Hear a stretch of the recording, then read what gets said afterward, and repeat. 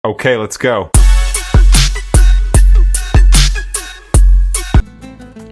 Okay guys, nandito tayo ngayon sa Besao Sagada Road at binabaybay nga natin pababa, no?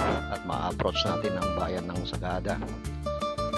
Sadyang mataas ito at kilala natin ang Sagada na isa sa pinakamalamig na tourist destination dito sa Pilipinas, no? This is located in Cordillera region.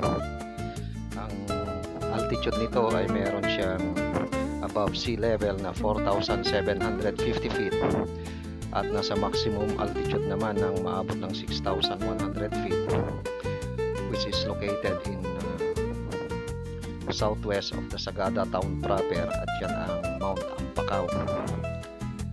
At yan ang may summit landmark na smart cellular tower near the peak area, wherein most visitors use as their trail and a jump off point near Besao Road. Malapit yan sa Barangay Patay or Ambasing. Pwede rin ang exit or endpoint often ay bababa sa Lake Danum or Ambasing Village. Siyempre, ang Sagada ay kilalang malamig na pasyalan dito sa Pilipinas. At pagka panahon ng January yan to February, okay, ay mayroong temperature generally from 20 degrees at ang pinakamababa o pinakamalamig ay 13 degrees Celsius. Kaya pagka panahon na ganyan, magdala tayo ng dalawang jacket natin dito sa mga ganitong panahon.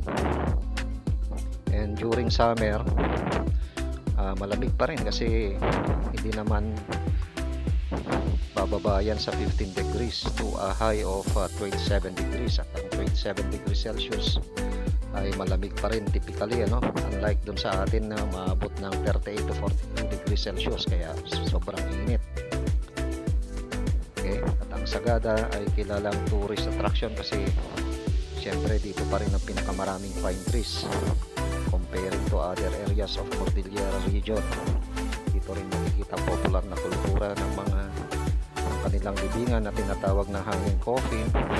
Nandiyan din ang Sumanging Cave, Pangporo Hill, Lumiang Cave, Blue Sol Hills, Pumutok Falls, Donggals Falls, at ang kanilang popular na House of Sagada Weaving, Ganduyan Museum.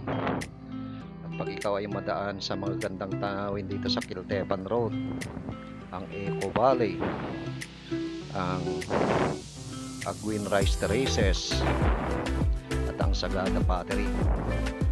Kaya halina na kayo rito guys, no? Masarap talaga ang mamasyal dito. Ano? Patulad dito sa ating sobrang kapal ng populasyon ng tao dito. Mostly nasa loob lamang ng kanilang mga bahay o sa kanilang mga farm. Ganitong oras, kaya hindi natin gaano makikita ang mga tao na nasa labas.